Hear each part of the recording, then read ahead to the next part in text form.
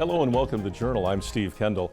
It's a busy time in Columbus and there are deadlines coming up and there are a lot of big issues. Normally it would be the state budget, but that's kind of taken a back burner. Joining us from the state of Ohio, host of the program here on WBGU PBS every Sunday at noon, is Karen Kasler to get us all caught up on what's going to happen over the next few days in Columbus as the legislature tackles a couple of issues that are very important to them and everybody else in the state of Ohio. So again, Karen, thank you for being here. Hey, it's great to be here. Thanks. Yeah. Now, people have heard a lot about this. It's been talked a lot about. One of the big things that's coming up is the effort to say if you want to amend the Ohio Constitution moving forward, you have to have a 60% majority, not a 51% majority to change that. So talk about that issue, where it stands, how it's evolved its way through the legislature. And obviously we've got a deadline coming up because this wants to be on the August 2023 ballot. That's the goal of the supporters, the proponents.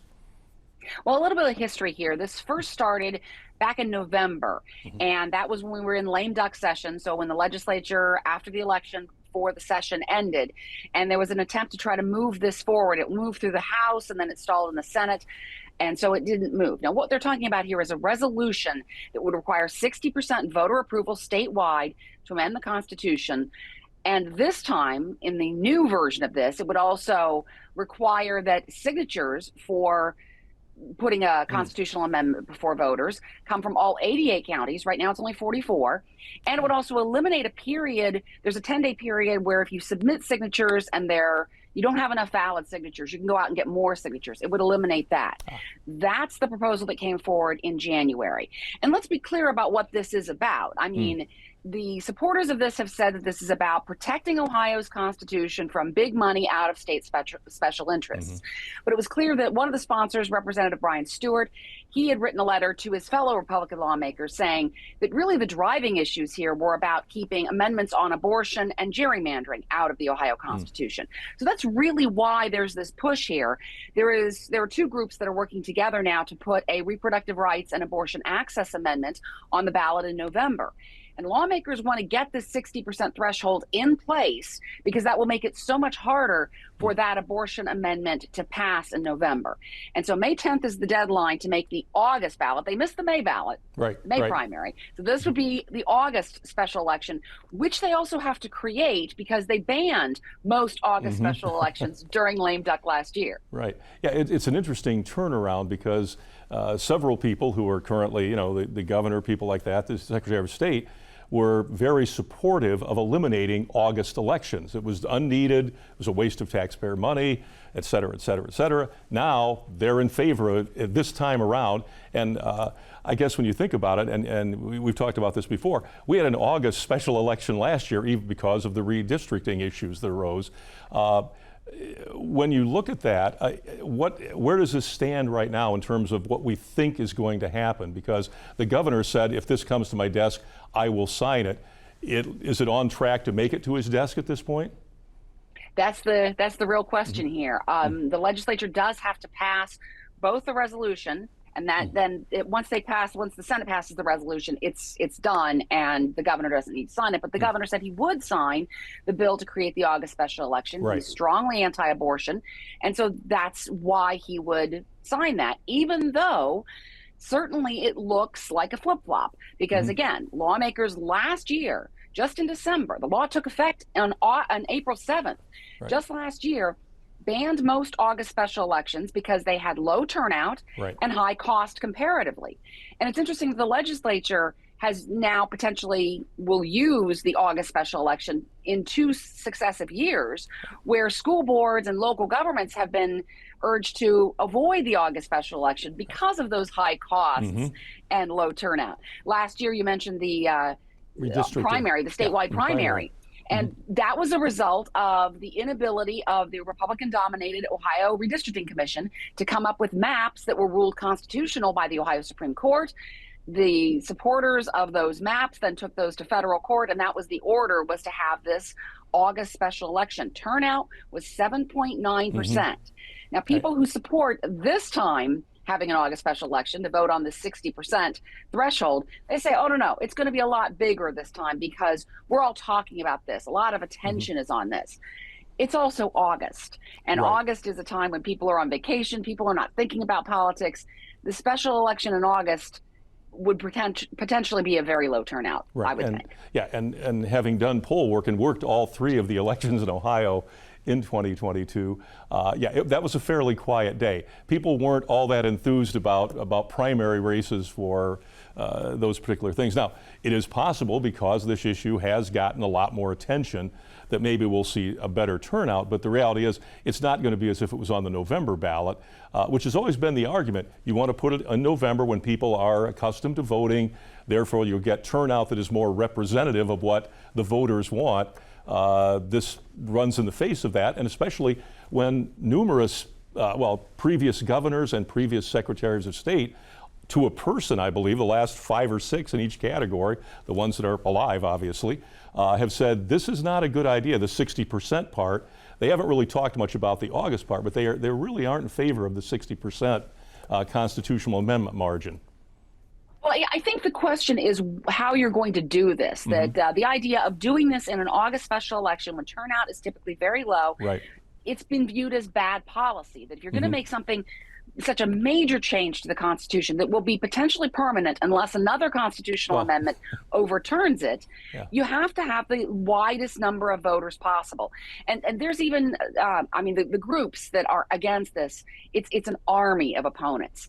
And while there are groups that support it, for instance, evangelical Christian groups, anti-abortion groups, gun rights groups, the Ohio Restaurant Association, because they're concerned about a minimum wage amendment. Those are the supporters of the 60% threshold. The opponents, it's hundreds of groups from all across the spectrum.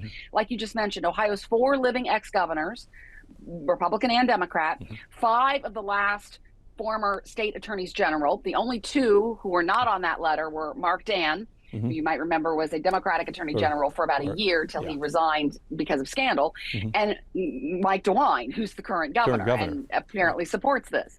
But you've got the Libertarian Party say they like the idea, or they are opposed to the idea. The Ohio Association of Elections Officials opposed to the idea. So the opposition has been just huge on this, and it's really like nothing I've seen. Yeah, and yet still it looks like we're moving forward. And I know there were protests. You watched the show on Sunday. There were lots of people out in front of the Statehouse as this has moved forward saying this is a bad idea. We've got just like 30 seconds here before we go to the break. Does that seem, and there was a huge amount of testimony, did that seemingly have any impact on anyone sitting on that committee, or was that sort of going to be pro forma just to do through it? The vote went basically party line, with maybe one possible exception if I'm keeping all this pieces together.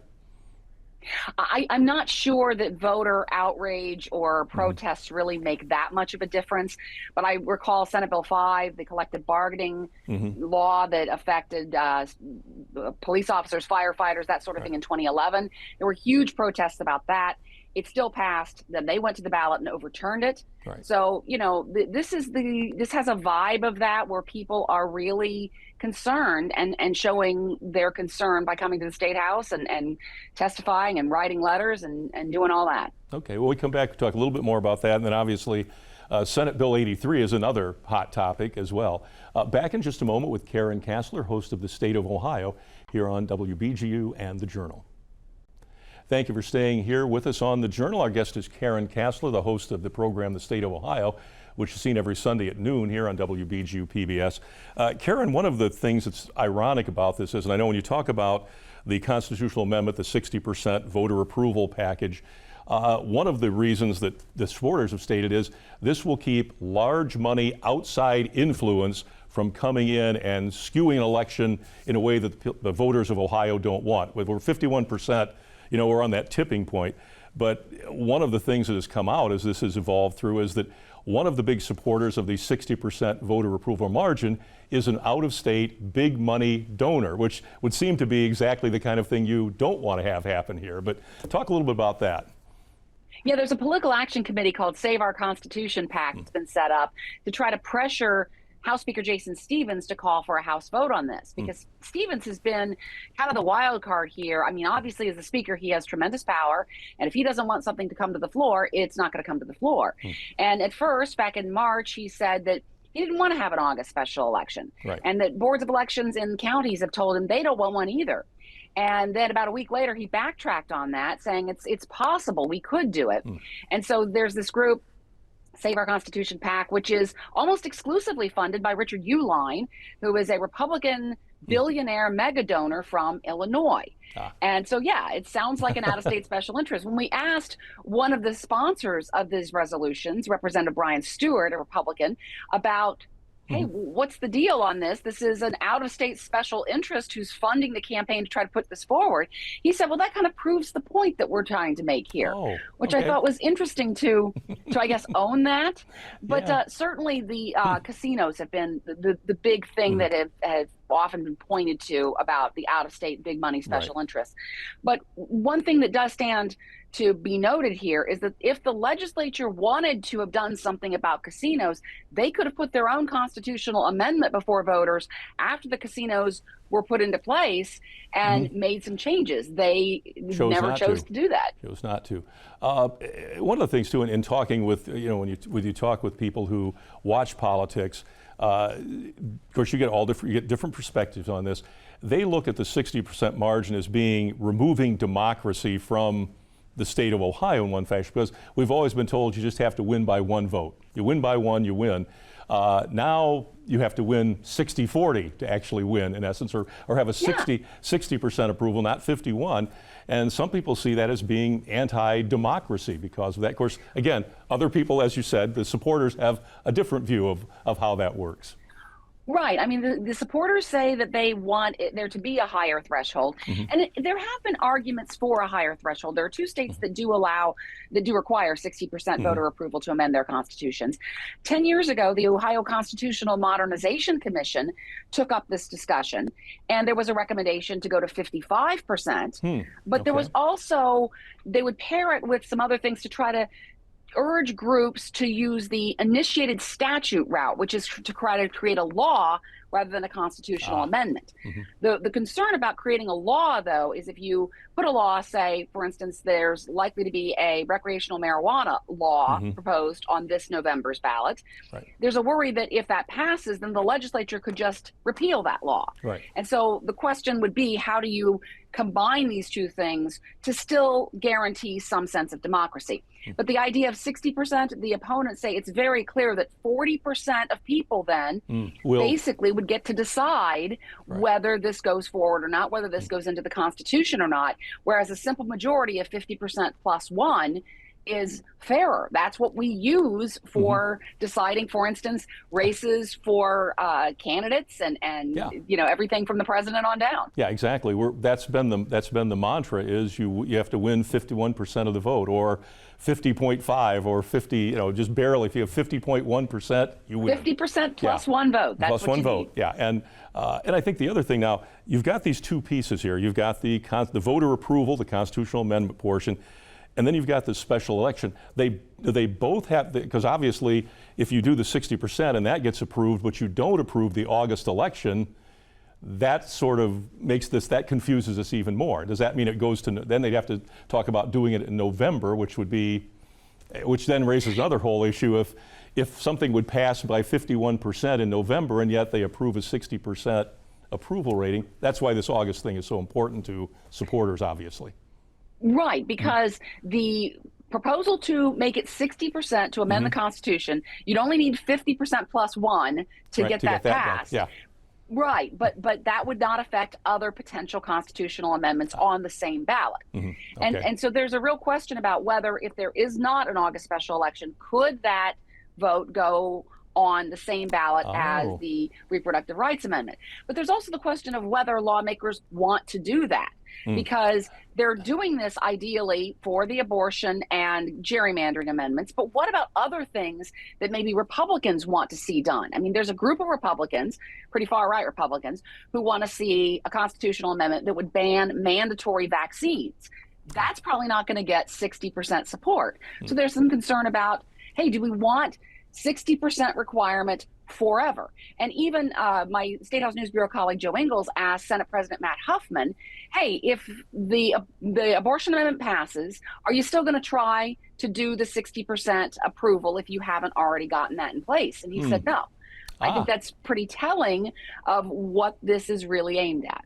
Yeah, and I guess that's been part of it too. This is one of those things where the discussion has been, well, it's good government, but the reason it came forward really happened after the change at the U.S. Supreme Court, and then you saw some states, really surprising, like Kansas, actually put that into their constitution, with locking in reproductive rights, which I think probably surprised people because of that. Well, that'll never happen, especially in Kansas. They're very conservative, they're very pro-life, and yet that kind of lit a fire then for the folks who were saying, well, wait a minute, that could happen here in Ohio, and obviously not a lot of people like that, or some people didn't like that thought.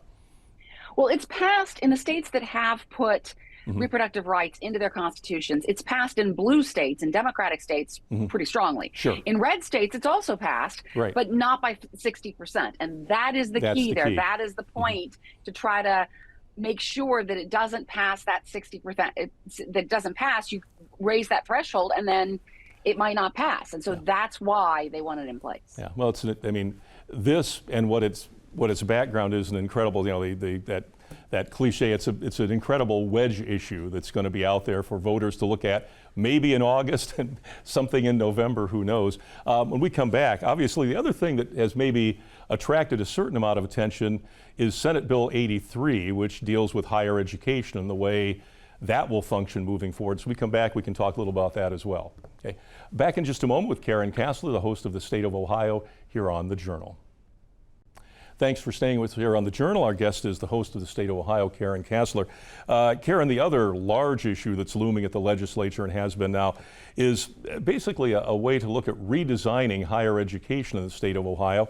And it's Senate Bill 83, the Ohio Higher Education Enhancement Act. So talk about that, and we know that's a 3-hour show in and of itself, just going through what's in that. But see if you can condense it in a way that makes it digestible for the real world, I guess. Well, what this bill really seeks to do is address some of the concerns that conservatives have had about higher education. There's a real feeling among conservatives that there is indoctrination going on college campuses, that conservative students can't really share their views without being derided or punished in some way. And so this bill really seeks to try to go after some of that, and it does it with some pretty specific ways. For instance, it would prohibit mandatory diversity, equity, and inclusion, or DEI, training programs. It would require that universities cannot take positions on controversial issues. It would prohibit any sort of partnerships with the government of China. It bans what are called litmus tests, ideological or political litmus tests in hiring. It prohibits faculty members from striking. It requires post-tenure review for faculty members that can include student evaluations. Universities are going to be required to submit a 4-point statement when they apply for funding. It says this is all the stuff that we're doing, and that we do not require mandatory DEI training, and that course outlines or syllabi are published online. That's just some of what it does. Right. But it really is designed to try to go after some of the concerns that conservatives have had about what they consider to be a lack of free speech on campus, at least free speech from the conservative perspective. Yeah, and I know when you've had both Jerry Serino, who's the driving force behind this, he's the bill's #1 proponent, and people who were opposed to it, and the argument coming back at him was, well, you're actually censoring, you're actually lowering the ability to have free speech in the classroom by putting these limits on what we can say or how we can say it. But he didn't seem fazed by that at all, and said, no, this is going to be a good thing all the way around. And yeah, and I think it is interesting because the one thing, and you mentioned the DEI part of it, universities, public universities typically, and some private universities too, get federal dollars. And sometimes that federal dollar is linked to a statement that would be actually the opposite of what would be required by this particular Senate bill, which says you can't do that. The federal government saying, if you aren't doing that, you don't get this money. You're in violation of this part of what, because I think even Title IX came up somewhere as a part of this. But that was the reality too, that, well, wait a minute, how do you deal with this? The feds are saying you must say this. The state's saying, no, you will not say that. So it puts the universities in a real spot. Right. And Yeah. and there's even a section of the bill that talks about controversial issues and presenting two sides of controversial issues, where there are some issues that are really kind of settled. And Jerry Serino, Senator Serino, in my interview even said that there are going to be changes to this particular piece of Okay. legislation. For instance, in the bill it talks about controversial issues and presenting both sides on climate change. Well, he said climate change is settled, so we're going to change that to climate policy. He said that there's Okay. this idea of all Chinese students being banned. He said that's not the case. He's going to Right. clarify that. But some of the things that are not going to change are, for instance, the mandatory DEI training. He says he wants DEI training to be voluntary. But you bring up that point that there are some federal ties between DEI training and money. And also, a lot of corporations are requiring DEI training. So if you're trying to train students for jobs of the future, you have to get them prepared for DEI training that they're going to see on the job. Right. And he also said that the ban on ideological litmus tests will stay, because he said that conservative faculty members are not being hired. I don't know how he proved some of this, but he said that if we open this up and get rid of these litmus tests, we'll have more quality faculty. A lot of this bill really doesn't have, in fact, none of it seems to have any sort of data attached to That's what I was to gonna prove say. the point. Yeah. Yeah, I mean, and the professors that I've talked to, the students that I've talked to, there was a 7-hour hearing where people who opposed this showed up and testified. And the concern about the lack of real data showing what Senator Serino says is happening is actually happening is a concern here. And there's a real thought that some of these things that he's talking about could edge into areas where they would get rid of certain programs like gender studies and African American studies, and Serino says that's not the Women's case. studies, yeah, exactly. Yeah, the it just it's there's a lot. Yes. Yeah. Well, and I think one of the things that was interesting, and you mentioned the fact that not taking positions on controversial issues is part of that. And just by chance, a few weeks ago, we were going through some files and pulled up the student newspaper from, I'm trying to think, 1987. I don't know why it was in the file, but it was. And in there was a situation where the university was discussing whether or not to oppose South African apartheid. Under this, you would not be allowed to take a stand against segregation, for instance. And specifically, boycotts are banned in this. That a university cannot do boycotts. And so, yeah, there have been some movements that have really, the universities have been a big part of them. But this is the kind of thing that would not be allowed under this bill. Again, Senator Serino says changes are coming. We have not seen those changes yet. But I imagine that some of these things are going to stay. And the question is it going to be something that can be qualified and quantified? And if it isn't, what's that going to do? And your colleges and universities say that they're concerned about the hiring of administrators to make all this mandate and stuff happen, and that's going to drive up the cost of higher education. Yeah. Well, and then the other aspect is, and again, this is all anecdotal, you would wonder if this would make it difficult to hire people to come to work at universities in Ohio, because they say, well, wait a minute. Again, same thing. If I've got an offer here and an offer here, this one seems a lot more restrictive to me on what I can do in the classroom. Everything else being equal, they're probably going to opt for the other position, and at the same time, we're trying to attract people to come to Ohio. So, it's not an easy mix to put together. Everybody understands that, but that would seem to make it difficult to recruit, if nothing else.